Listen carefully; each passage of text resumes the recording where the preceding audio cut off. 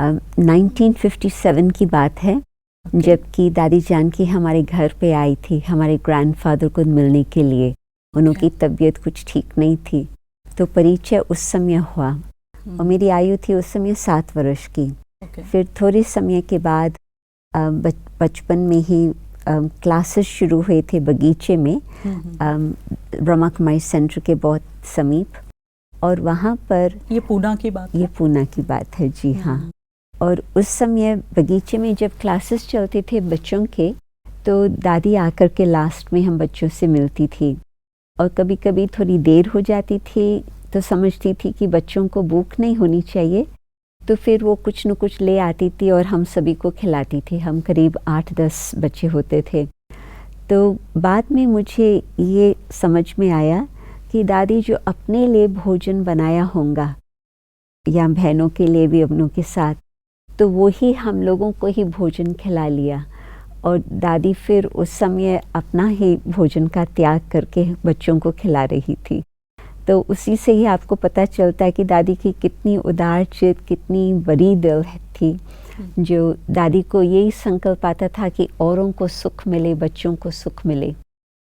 और फिर हम विदेश में आने लगे। उसी वर्ष में 1957 थोड़े समय निकलने से पहले हम ब्रह्मा बाबा से भी मिले। वो भी दादी जानकी ने ही विशेष राय दी थी कि आप लोग जबकि दूर जा रहे हैं, क्यों न बाबा अभी रजौरी गार्डन दिल्ली में है, आप उनसे मिलकर फिर उसके बाद बाबा की ब्लेसिंग्स। तो ये दिल्ली की बात है? दिल्ली में। तो फिर 1958 में बाबा से हम दिवाली पर मिले थे। बाबा ने बहुत प्यार से मुलाकात की, और उसके लिए भी मैं दादी को ही थैंक्स देती हूँ कि उन्होंने बचपन से ही हमारा संबंध ब्रह्मा बाबा के साथ इस तरह से समीपता का जोड़ लिया था। और फिर हम विदेश में चले गए, और वहाँ पर भी दादी जानकी का पत्र हमारे पास, माता जी के पास आता ही रहा लगातार, कभी भी उसमें ब्रेक नहीं किया। दूसरे जो संबंधी होते हैं कभी याद करते हैं, कभी भूल जाते हैं, कभी कहते हैं हम बिज़ी है, परंतु दादी जानकी का लगातार हमारे पास पत्र आता रहा, और माता जी मुझे वो पढ़ के सुनाती थी, क्योंकि वो सिंधी भाषा में दादी लिखती थी माता जी को। तो माता जी जुड़े हुए थे? जी हाँ, बिल्कुल। तो उस कारण से बच्चों में भी वही शुरू से ही संस्कार पड़े। और फिर उसके बाद जब हम विदेश से लौटते थे भारत में हॉलिडे करने लिए, तो वो समय होता था अगस्त मास का, क्योंकि हॉलिडेज़ वहाँ पर इसी समय होती। तो फिर दादी के पास हम जाते थे राखी बांधने के लिए।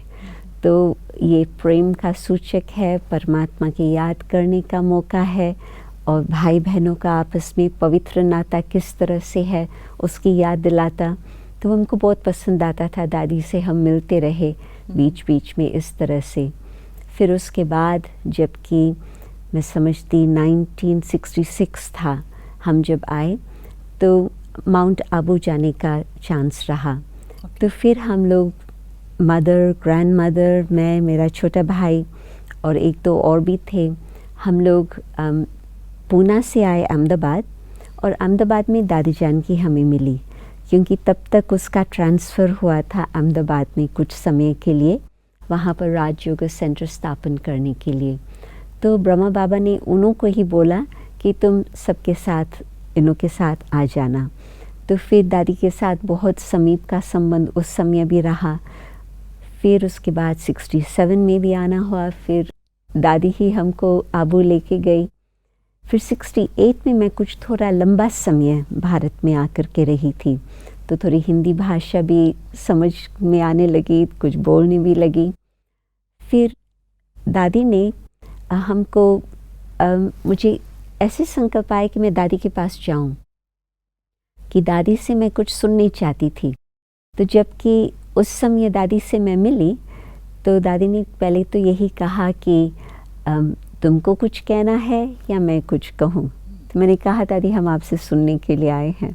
ये भी पूना की बात? ये पूना में फिर तो पूना, माउंट आबू से वापस पूना आने के बाद माउंट आबू में हम 66-67 में गए। फिर तो हम वापस लंदन ही जाते थे, घर लंदन में था, स्टडीज़ लंदन में थी। तो फिर 68 में जब मैं आई तो पूना में ही थी। छुट्टियों के समय? उस समय यूनिवर्सिटी से मैंने गैप ईयर लिया था। ओके। तो वो मुझे लंबा समय भारत में रहना था, तो लंदन से ही मैं आई थी पूना में। तो फिर उस समय टूरिस्ट होकर के सोशलाइज करने के बाद तो दिमाग कुछ खाली हो जाता है। तो मैंने सोचा कि मैं कुछ स्टडी करूं, तो मैं दादी के पास गई थी।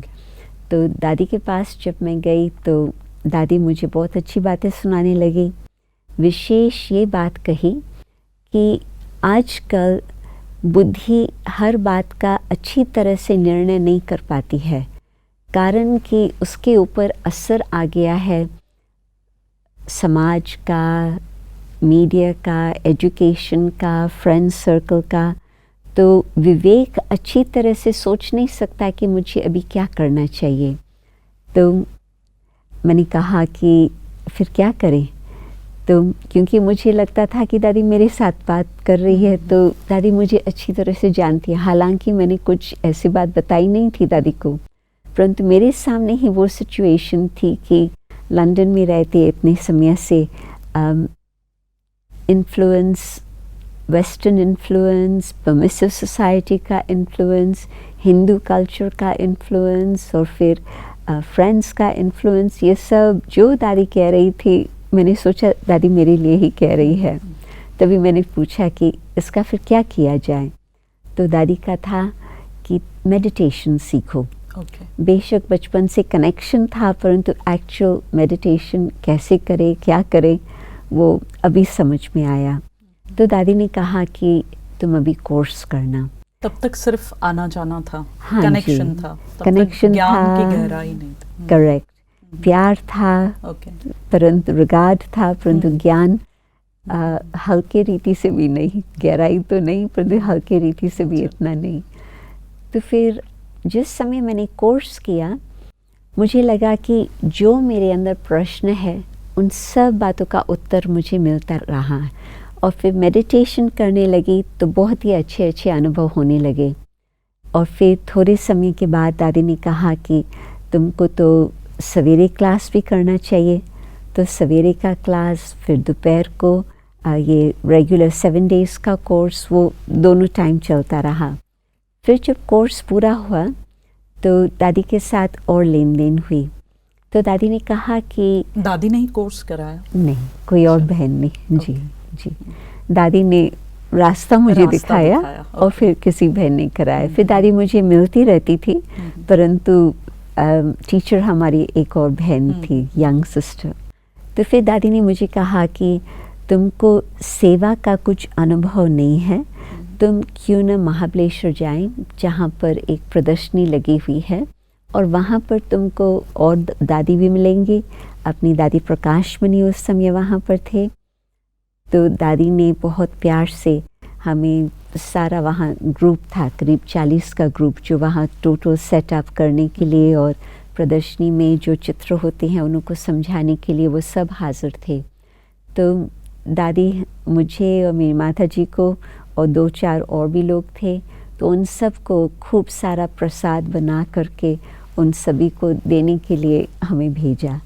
तो वहाँ पर भी मुझे फर्स्ट टाइम एक्सपीरियंस था स्पिरिचुअल सर्विस क्या होती, क्योंकि मैं देखती थी कि लोग हॉलिडे के मूड में होते हैं, अंदर आते हैं। तो ये है मई मास की बात। तो गर्मियों के दिन में पहाड़ों पर सब घूमने जाते हैं और पूना के नज़दीक महाबलेश्वरी है। तो लोग आते थे, कभी कोई थोड़ा बोर नज़र आता था, कोई थोड़ा दुखी नज़र आता था, भिन्न भिन्न चेहरे से। और जो भी बहन या भाई उनको सब एक्सप्लेन करके लास्ट में ले आते थे। जो नॉलेज से लोगों को कितनी प्राप्ति होती और कितना जल्दी उसका इम्पैक्ट हो सकता। तो मुझे फिर ये प्रेरणा आने लगी कि ये सेवा ज़बरदस्त सेवा है, मुझे ये सेवा कैसे की जाए, मुझे और सीखने का मन था। सेवा के फील्ड में भी दादी ने ही आपको उतारा? जी बिल्कुल, हर बात में मैं कहेंगी दादी ही मेरी मेंटोर और गाइड रही है। तो फिर जब मैं पूना वापस लौटी तो दादी से फिर मिली।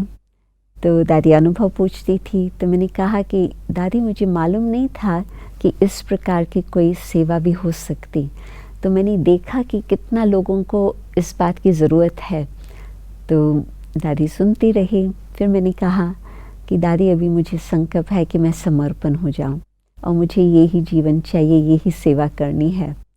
तो दादी ने कहा कि तुम ब्रह्मा बाबा को पत्र लिखो।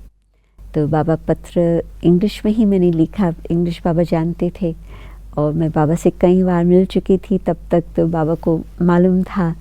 तो मैंने पत्र में ये बात लिखी कि मैं चाहती हूँ मैं समर्पण रहूँ। तो बाबा का टेलीग्राम आया। बाबा रुकते नहीं थे कि पत्र लिखो, उसका उत्तर आए। बाबा को तुरंत कोई भी कार्य होता था तो बाबा कहते थे कल तक नहीं छोड़ो, आज करो, और आज से भी अब करो।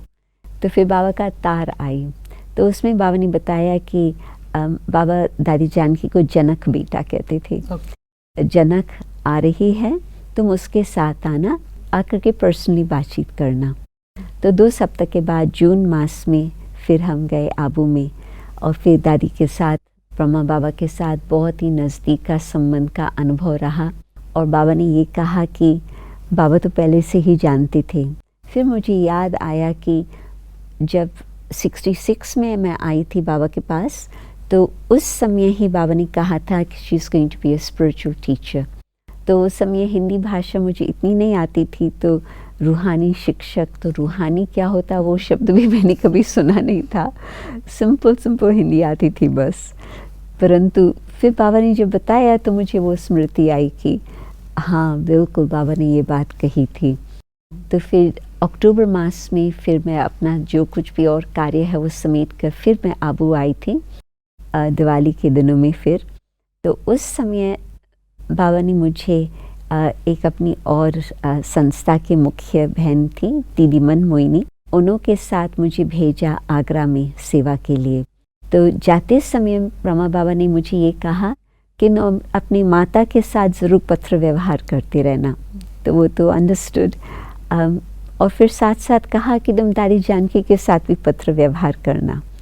तो वो मुझे सरप्राइज़ लगा, क्योंकि मैंने सोचा दादी तो पूना में है और आबू हेडक्वार्टर्स अलग है और फिर मैं होंगी आगरा, तो मैं पूना में दादी के साथ पत्र व्यवहार करूं। तो मैंने कुछ बोला नहीं, परंतु मुझे संकल्प चला उस समय।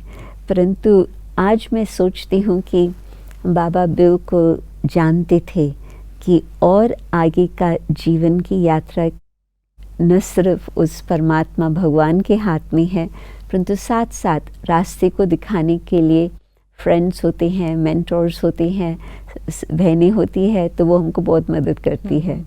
तो बाबा ने दादी के साथ हमारा संबंध पूरा बना रहे, वो उसका बहुत ध्यान रखा। माना सेवा के फील्ड में जब उतरे, आगरा फर्स्ट टाइम भेजा, तभी भी दादी की एक छत्र छाया, दादी का एक बैकबोन आपके साथ ही था। बिल्कुल। और जो मैं पत्र लिखती थी वो भी मैं इंग्लिश में लिखती थी, दादी फिर मुझे हिंदी में लिखती थी, क्योंकि उसको मालूम था मुझे सिंधी तो नहीं आती, परंतु हिंदी तो मैं सीख रही थी।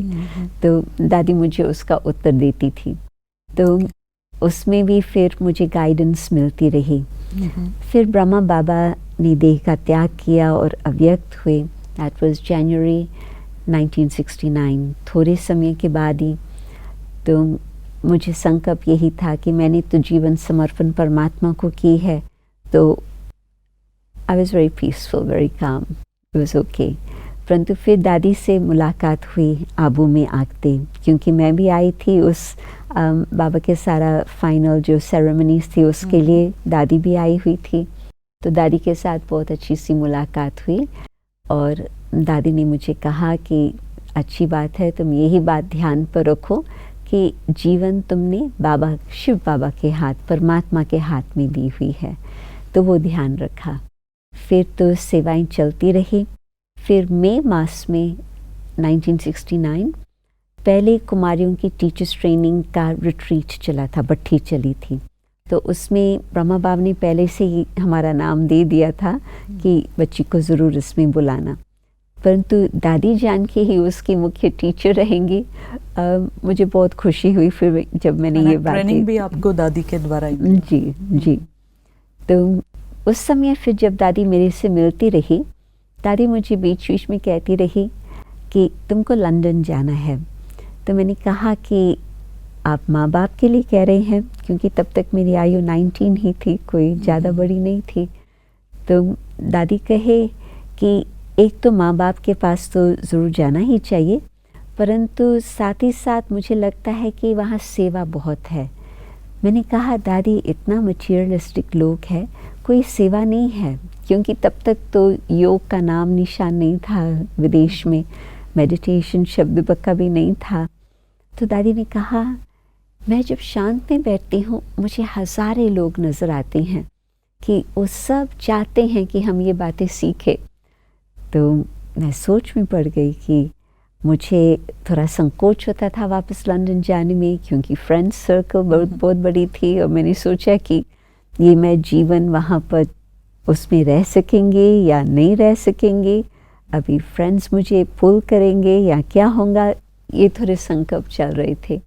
परंतु फिर जब बाबा से मिले तो बाबा ने कहा कि हाँ ज़रूर लंदन जाना चाहिए, और बाबा कर्म हिसाब किताब के लिए नहीं भेज रहे हैं, परंतु सेवा अर्थ भेज रहे हैं।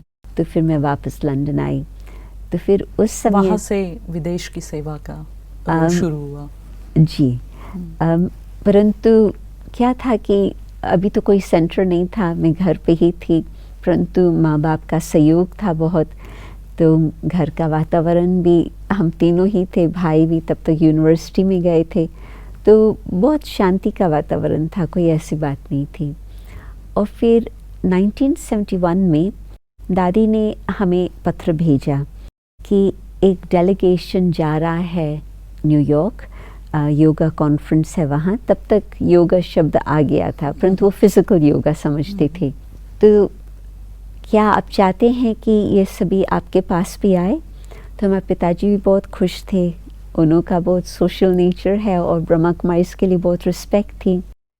तो 5 मैसेंजर्स ब्रह्मा कुमारीज़ के हमारे घर पे आकर के 1 मास रहे थे, जो कई लोगों को जानते भी होंगे, जगदीश भाई, रमेश भाई, उनके साथ फिर दादी शीलेंद्रा, रोज़ी बहन चेन्नई वाली, और फिर डॉक्टर निर्मला बॉम्बे वाली। ये सब 5 लोग हमारे पास 1 मास के लिए आकर के रहे, और सुबह शाम प्रोग्राम्स चलते रहे। तो उससे बहुत लोगों को इंटरेस्ट जागृत हुआ। तो फिर प्रश्न था कि अभी क्या किया जाए उनको फॉलो अप के लिए। तो जगदीश भाई ने फिर कहा कि आप लोग क्यों नहीं, जो भी आप लोग इकट्ठे हैं, कोई east London, south London, west London, इस प्रकार से बिखरे हुए थे, हम नॉर्थ लंदन में थे, परंतु आप लोग मिल करके माउंट आबू पत्र लिखो कि आप किसी बहन को बुलाने चाहते हो जो आकर के सेंटर संभाले। तो हम लोगों ने ऐसे किया। फिर एक बहन आई और वो आकर के रही उस सेंटर पर। सेंटर की स्थापना अक्टूबर 71 में हो गई लंदन में, फर्स्ट सेंटर आउटसाइड भारत, अक्टूबर 71। जी। और फिर धीरे धीरे वो कार्य चलता रहा। फिर उस बीच में मैं भारत गई और मैंने सोचा कि अभी तो सेंटर स्थापन हो गया, मुझे ज़्यादा इसके बारे में नहीं सोचना है, मुझे तो अभी भारत में ही रहना है। फिर थोड़े समय के बाद, मे बी 3-4 मंथ्स, फिर मुझे मैसेज मिला कि आबू आने के लिए। मैं उस समय दिल्ली में थी, जगदीश भाई के साथ कुछ नई बुक की तैयारियां चल रही थी। तो जब मैं आबू पहुंची तो फिर उस समय दादी फिर मुझे कहे कि अभी तो प्रोग्राम बन रहा है लंदन का, तुम चलेंगी? मैंने सोचा कि लंदन की धरनी बड़ी कठिन है, वहाँ लोग इतना जल्दी सुनने के लिए तैयार नहीं है, और भारत में तो सेवा बहुत इजी है। तो मैंने दादी को ये ऐसी बातें बताई।